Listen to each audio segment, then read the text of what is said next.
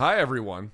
Welcome to episode 20 of Morning Kombat Extra Credit. My name is Luke Thomas. I'm the host of this program. As you know, I am merely one half of your hosting duo for regular Morning Kombat. That's me and Brian Campbell every Monday, Wednesday, Friday, 11 a.m. in the East. But we don't get a chance to get to all the fights that we wanted to talk about, so we have a little mini podcast within the podcast. Welcome to Extra Credit. Okay, you guys know what the story is. It's going to be UFC 274, which of course took place over the weekend in Phoenix, Arizona. Let's take a look at the fight card for what we're going to talk about here today. All right, so first, these are not necessarily in order of how they took place on the fight card, but this is how we're going to get to them here today. Randy Brown taking on Khaos Williams. We'll talk about Massaranduba, a.k.a. Francisco Trinaldo, and Danny Roberts. We'll get to Brandon Royval and Matt Schnell. Plus, we will also get to Lupita Godinez and Ariane Carnelossi. And, of course, we're going to talk about Ovince Preux and Mauricio Shogun Hua. So thumbs up on the video. Hit subscribe if you are watching on YouTube. If you're listening on the podcast platform, give us a nice review. We appreciate any way that you listen. All right, let's begin here. First, Randy Brown defeating Khaos Williams. The decision was a split one, 29-28, 28-29, 29-28. I think the reason that the decision went to Brown's way was he got rocked/dropped in the first round, which may have given it to him, to Khaos Williams, and he got dropped in the third round, Randy Brown did, but the difference was after he got dropped in the third round, which was a very decisive moment, or at least a very important and pivotal moment, the difference came afterwards when he really kind of put it on him. Randy Brown did, really working quite well after that, visibly, snapping back the head of Khaos Williams. What was kind of interesting was Brown was playing a lot of sort of showmanship games and like shoulder rolling and trunk movement and head movement and slipping and whatnot. And a lot of it was pretty good, especially as the fight wore on. He got a little bit better about it. But if you notice, his stance was kind of interesting at first. He would have a square stance at times to kind of reach with the cross, but then to get into range, right, because they were pretty far apart, to get into range, he would get into more of a bladed stance, and then he would pendulum step his way into range, which you notice with the first round when he gets caught, he bends at the waist to avoid punishment, which is like totally correct. There's nothing wrong with that. But then he kind of comes up, and I don't know if two things occurred to me. One, and you see him get it right later, when he pendulum steps at a bladed stance where he's sort of very shoulder dominant, he's very much not square, it's the opposite of square, and he steps into range there a little bit. What enables him to do later in the fight was he gets out of the way of the left hook, so he bends over at the waist. And then later in the fight, you'll see him lean all the way back to get out of the way of the right hook. Because Khaos Williams throws these really wide hooks. Now, sometimes they're not super wide, but they're not really linear. They're not a whole lot coming down the middle. They're very much on the outside like that. And so when he got caught the first time, he stepped into range, ducked out of the way of the left, but then didn't fully raise his posture back out and exit. Later on the fight, he kind of fixed that. So one of the earlier problems was he kind of stayed in range, kind of stayed in the wrong posture for subsequent shots. He was just right there to be hit.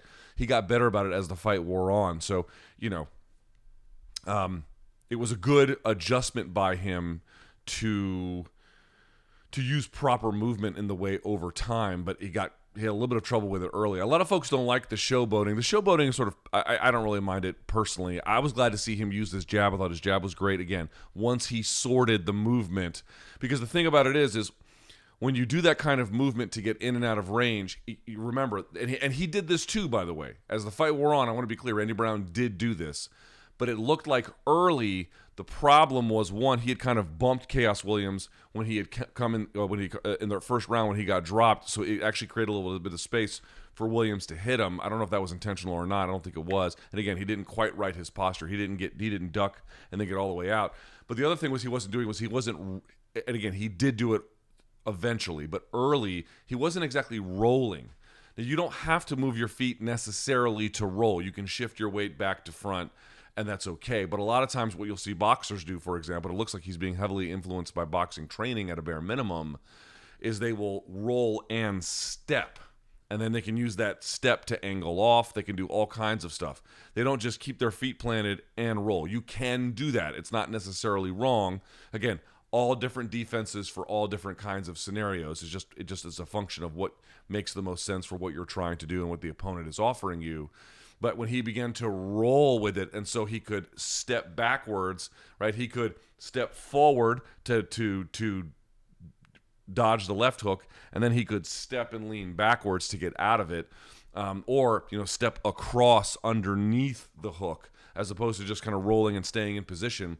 That aided him a lot. It got him out of the way of a lot of things he wanted to do. So I think the thing that dropped him in the first round was he was just way too didn't have the proper upright position, and he wasn't stepping around or stepping back. He was just kind of staying in position. He was just bending at the waist and then coming back up. I think that cost him a little bit.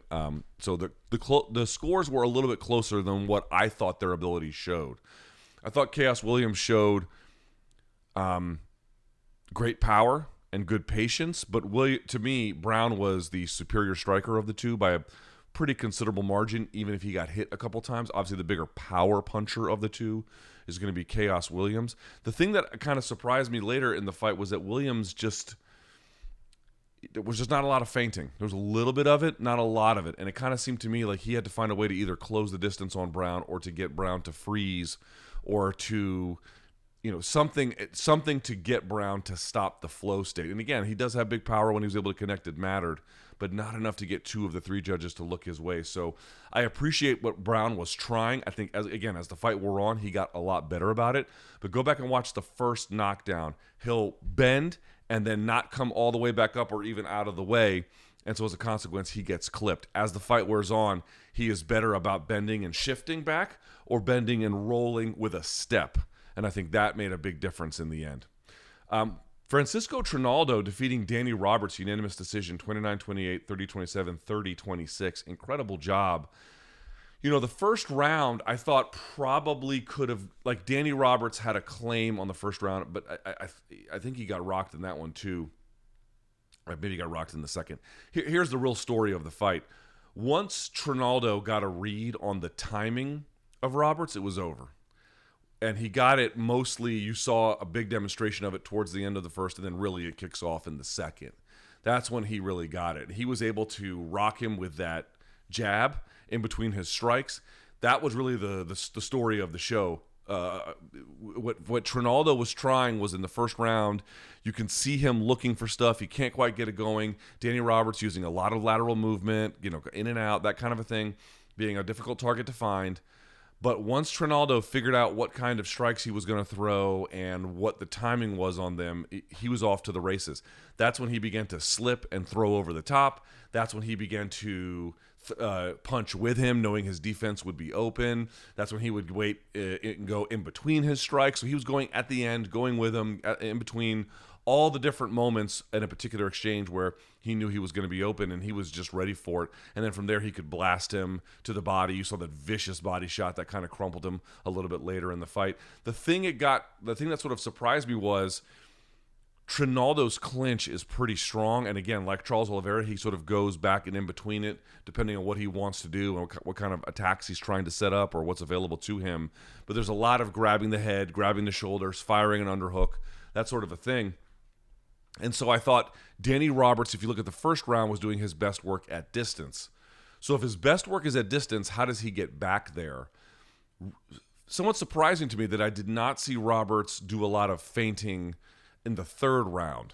I did not see him trying to do anything other than mixing up the strikes in terms of what they looked or whatever to get going. Like Randy Brown was trying to play with his rhythm. There was a lot of rhythm changes from Randy Brown in the previous fight.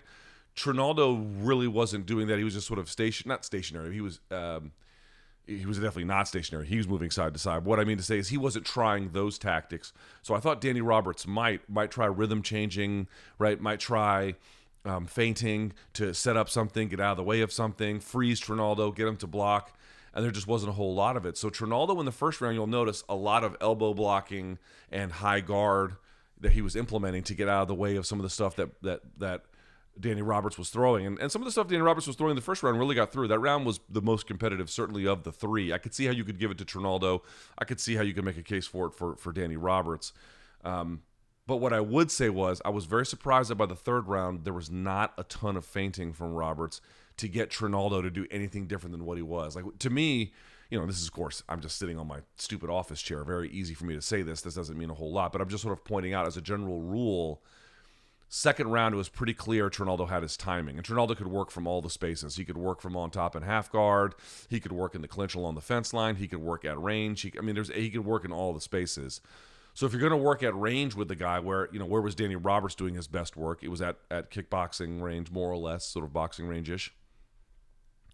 If that's your best range, and now the guy has kind of figured out your timing, you have to shake something up. You'd have to go for a takedown and get it, or you need to feint your way into getting this guy confused and looking for something that's not there.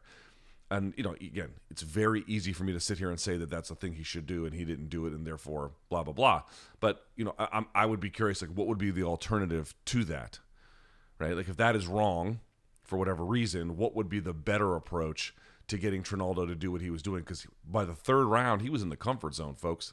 He was very much understanding what was coming his way, what he needed to do, how to get around it, what it looked like, all that stuff. He could do all of it. And so for that reason, it just seems to me like there would have been a better way to go about doing things by the third round. Again, easier said than done. He was hurt. He was rocked. He's doing his best.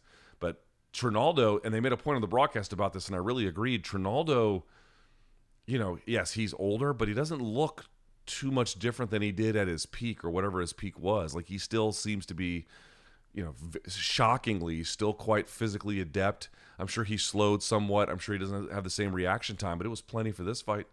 It was plenty.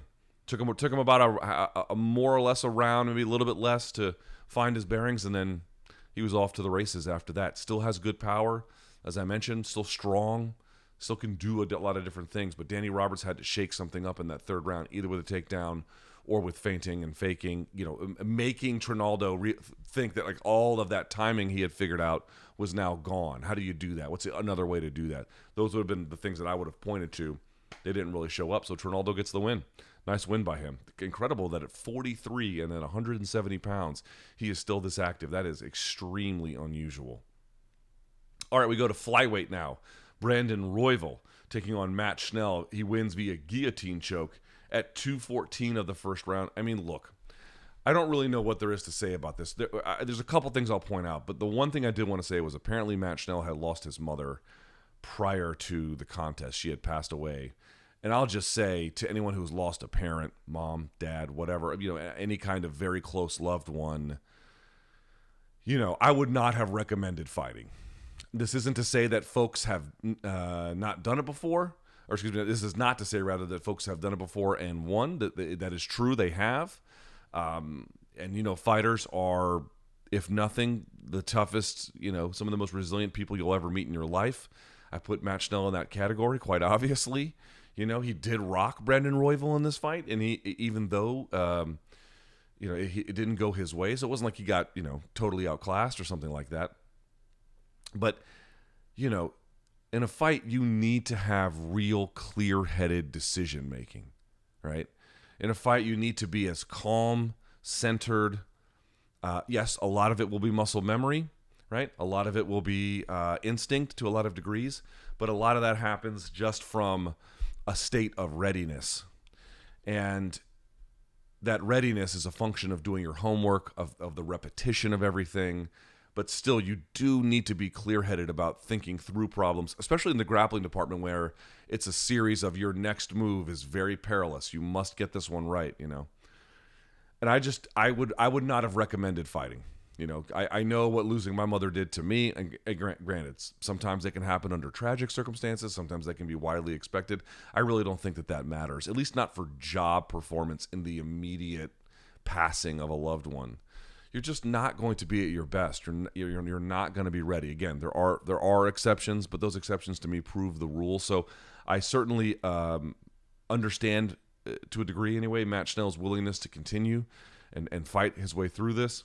I respect the commitment to it. I really do. I think he was trying to do the promoter a solid, plus himself. He probably wanted to get paid.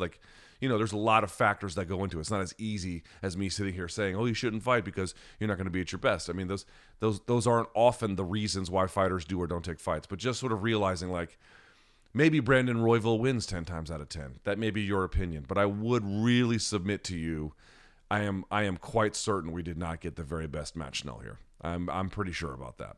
That being said, he does drop Royval. Royval has a lot of openings in the stand-up department by virtue of the way he competes. His chin is a little bit in the air. I think he stays in position a little bit too long, but on the ground, folks, he is just so dynamite. Didn't really, and again, getting back to Matt Schnell's situation, didn't really agree with him jumping guillotine or taking the guillotine here. I know it might be a big feather in your cap to get a guillotine like that, especially after you rock a guy. But Brandon Royval just lives in those moments. And again, it's like, I'm gonna enter the grappling world, but I'm gonna enter it on advantageous terms, and I'm gonna go for the guillotine. He's gonna roll. I'm gonna end up in mount. This is gonna be great. But dude, Royval, understand something. If you're a guillotine specialist, that doesn't just mean you know all the best mechanisms to get your biceps in a certain way, in the hands and the grips and which one is the best and all that kind of stuff. All that's true too. But part of being a specialist in something, whether it's the armbar or the guillotine, is that you're going to face a lot of different forms of resistance to it from different types of people, times when you're more tired, less tired, side control, full guard, whatever, that you're going to have to figure out all the different ways in which you want to set up and finish this guillotine. People are going to show you a lot of different looks of defense. And so if you decide to make it now a grappling fight by jumping a guillotine on a guy or trying to take a guillotine or using the guillotine even to roll to mount, that dude, you better be ironclad with it, because that dude's going to know all the responses to it. Sure enough, he did. He's able to reverse it. Then Matt Schnell turns and dives into it, and then he gets his neck taken. And I want to point out something. It was the right arm of Schnell that did the finishing job. I want you to look at, again, it wasn't an arm in guillotine, but it would work, excuse me, and sometimes in a very similar way. Look at how he buries the right elbow. He drives that thing down, and the hand was up here. By the time he got it and pushed it, it was all he needed to do. That elbow sunk deep. That thing was so deep, which is why you saw Schnell tapping with the two hands, dude.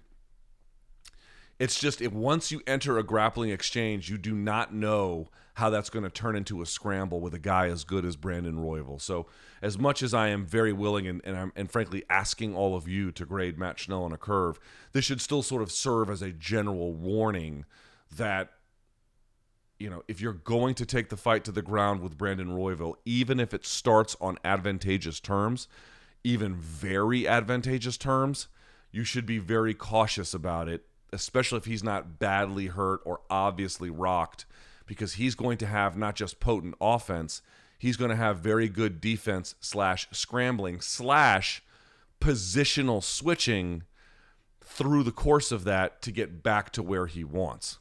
And if you've made it a grappling fight, well, now it's just a grappling fight. Be very cautious to do that against guys like Brandon Royval. He has a lot of answers to get back to where he wants, even when you start him in a very disadvantageous way in the grappling department. We move now to the early prelims. How about Lupita Godinez taking on Ariane Carnelossi? She wins unanimous decision 30-27 and then 2 30-26s. Lupita Godinez looked awesome in this fight. She rocked Carnelossi in the second round. Carnelossi looking quite muscular, but there was a massive skill difference here. And I want to pay attention to something too. Godinez had tremendous takedowns. Every opponent she's ever fought, I think, in a win, I want to double check this. She has, even in a loss, here are the number of takedowns she's had per fight. Against Carnelossi, 8. Against Luke Bunmi, which she won, 5. Against Carolina, 2. Against Gomez Juarez, 5. Against Jessica Penne, 3. So she lost the Penne fight via split, and she lost the Luana Carolina fight via unanimous. She won the rest. So she's 3-2 in the UFC. This brought her to the above 500 mark. But in all of those fights, she has numerous takedowns. Now, her takedown accuracy is 46%. That's about right, dude. 47, 48% was where Habib is. The takedown accuracy number is not necessarily the most important number, but takedown average per 15 minutes. Ready for this one? 5.37. I mean, folks, she is a takedown machine. If you can't handle that, you have a very difficult chance of winning. Now, Jessica Penne got to take down herself. Luana Carolina, good striker. I mean, there's a lot you can do with that, if you're very, very talented. But let it be known, she's going to go for the takedown, and her ability to capture it is good. Plus, once she gets there, she has strong rides from turtle. She's good from half guard. She can pass. She has good savage ground and pound.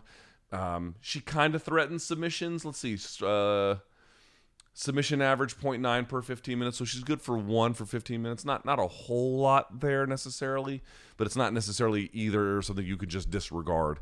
And in this case, Carnelossi just had really nothing for her. She got rocked in the second round early on because her pressure was, not really could you time it, but it was easy to anticipate, right? You just knew she was going to walk into it, which of course made running through the double even easier for Godinez. Godinez, folks, at strawweight, she might be coming around here. When was she born? 1993. She's still fairly young. Not too young, but it's pretty young, actually.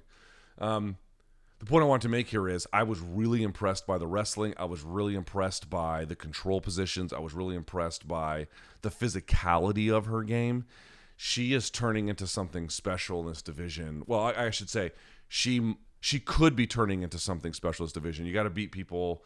I don't think she's beaten anyone except Luke Boonmi, who doesn't have has a Wikipedia entry. So there's a little bit of work to do in that regard. Silvana Gomez Juarez is just not really on the UFC level in my judgment. And that fight did not go very long, 4:14 of the first. All the rest of them, this is the one knock, right? 3 rounds in this win, 3 rounds in the last win, 3 rounds in the previous loss, and then 3 rounds in the loss to Penne. There's not quite enough finishing ability. So there's a consistent, dominant blanket she's able to lay over her opponent, metaphorically speaking, obviously. There's a consistent level of control she's able to establish, and she's able to get to it often. Those are all great things. The strength, the athleticism, the ground and pound, the strength of jiu-jitsu, the different kinds of techniques, like she was able to run down doubles. How about that elbow lift she was able to get? Like Carnelossi was framing here into her. She was able to lift the elbow up and then past her, and then not only grab it and then hold it, but use it to then turn and off balance. Probably she was tripping on the feet as well. But we're just sort of pointing out, like, that's one takedown. The double was another. Like, she's got a lot of different ways to go to. If you give her the underhook, you're in trouble against her, especially along the fence line, where she doesn't need the fence line to get the takedown, but if you give it to her, it's just a complete gift. So dominant takedown threat. But as good as she has looked against better opposition, there is not enough pushing the fight towards the finish or some kind of action that really puts them in trouble. What she does is put them at a metaphorical, anyway, distance. I'm this much better than you, and I'm going to maintain it over the course of this fight. That's important. That's amazing. That's commendable. That's great. That's different, though, than not only am I going to put distance between us, I'm going to put so much distance between us that I'm going to give you problems even staying in this contest. Right? I'm just going to run over you. That, to me, is a little bit missing. So rather than looking for a lot of wrestling rides, I'd be curious to see if she can find it and then use it to break down opposition, start slashing with elbows, maybe move to mount, hold mount, something like that. Some kind of way to really devastate the opponents, because the control is there. The ground and pound is fairly there. Strikes landed per minute, 2.23, a little on the low side, but I've seen worse. But still, you get the idea. That's the kind of thing I'm looking for. So there's a lot to her game that you have to like. Someone from Latin America, obviously it's North America, but someone from Latin America who can wrestle as well as her, especially in the women's division, phenomenal. Great. It's so great. Lupita Godinez is worthy of taken seriously, but definitely still some parts to her game that could be rounded out, yeah? To be clear. All right, and then last but not least, listen, I'm not going to sit here and say horrible things about Ovince St. Preux or Shogun Hua. Ovince St. Preux wins. Split decision, 28-29, 29-28, and then 30-27. I'm not sure I understand 30-27, but listen, man, Shogun Hua is 40. I'm not even sure he should be fighting, to be honest with you. He's a legend in the sport. Again, I'm going to say it. His run through the 2005 Middleweight Grand Prix is the best run that anyone's ever had in an MMA tournament at any point. He's just a phenomenal fighter, and we are lucky to have been witness to his career. Ovince St. Preux, not on the same level as Shogun Hua in terms of what he has meant. Tried his hand at heavyweight, came back to light heavyweight, did look better, got the win, that's great. But wherever Shogun is ranked, this to me did not look like a guy who's got. I know what UFC said, that Shogun's got a couple of fights, maybe one fight left in his career. They're going to let him have it. I don't have an issue with that at this point. I mean, what's done is done. Hopefully they give him an opponent that is not too difficult for him to handle. But if this had taken place in Bellator, y'all would be killing him for it, and I wouldn't even blame you either. I understand that like they had lost the Joe Lazon and Cowboy fight, and so they bumped up Randy Brown and Khaos. I'm not sure Shogun should be fighting anymore. I appreciate that St. Preux came back to light heavyweight, which I thought was the right call, and he got the win. But he's 38, 39, I think. Both of these guys are very much on the last legs of their career, especially Shogun, who just looks like a shell of himself. So what I would say is, if, another organization was putting on this fight, I think people would, and not that they were like, raining down praise from the heavens exactly. I'm not here to say you guys all said it was the most amazing fight ever, that you wanted it. But I thought if this was in Bellator, there would be a lot more criticism of it. And I'm not seeing a whole lot of criticism of it. And I think that there should be. These kind of fights, man, UFC should be past this sort of thing, if you ask me. Not guys, 39 versus 40. We don't have room for that. No, of course. Under the right circumstance, there could be a lot of room for 39 versus 40. It's not that per se. And I realize that if you look at the rankings, let's be clear about the rankings here very quickly. If I look at them at 205 pounds, Shogun, where would he be? Is he even ranked anymore? No, neither of these guys are ranked. Is Ovince St. Preux ranked at heavyweight? No, he's not. So your top 15 at light would be Glover's your champ, obviously. Blachowicz, Prochazka, Rakic, Ankalaev, Smith, Santos, Reyes, Craig, Ozdemir, Hill, Krylov, Walker, Spann, Crute, Jacoby. I mean, again, it's not that guys can't be 39 versus 40. It's not that they have to be ranked. But in this case, they are 39 and 40, which is very old.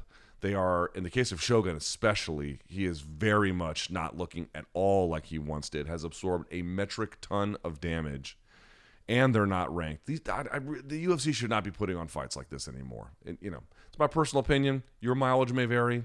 I understand that, but what are you going to do? Also, honorable mention, Tracy Cortez, I thought had a nice, strong start. Little bit of struggle over the course of that fight, but she got the W. I think she'd been off for a while. This was a solid win for her. A lot more to work on, but a good win just the same. So, listen, I'm happy for all the winners. Congratulations to all of them. The losers, they'll have another day, especially in the case of like Schnell, who really wasn't himself in this one. Khaos Williams, I'm sure, will get a fight that I don't think his winning days are over by any stretch of the imagination, but there you go. To me, you're the biggest standouts. Brandon Royval's grappling is just unbelievable. Randy Brown really working on his boxing. Francisco Trinaldo hasn't missed a step, and Lupita Godinez, really a dominant grappling force who is making her way through the women's strawweight rankings. All right, so like the video if you would be so kind, subscribe to it. I appreciate it. This has been episode 20 of Morning Kombat Extra Credit. You want to email me, you can, morningkombat@gmail.com to reach the show. That's it for me. Appreciate you guys watching. Until next time, enjoy the fights.